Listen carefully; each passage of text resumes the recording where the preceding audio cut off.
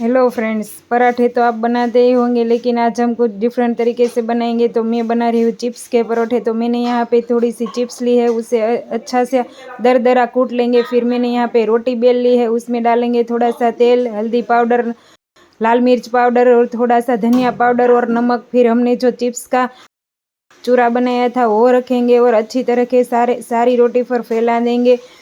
फिर हम उस रोटी का रोल बनाएंगे और बीच में से कट करेंगे, और जो बीच में से कट किया है उसका जो एक टुकड़ा है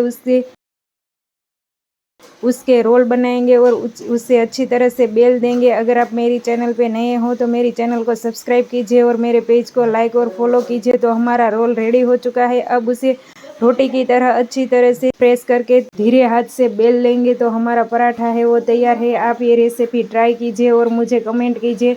तो हमारा पराठा है वो बेल चुका है। अब गरम तवे पर उसे अच्छी तरह से उलट पुलट के सेक लेंगे। तो आप चाहो तो उसे अच्छी से चीज़ लगाकर भी सेक सकते हो। तो तैयार है हमारा चिप्स का परोठा।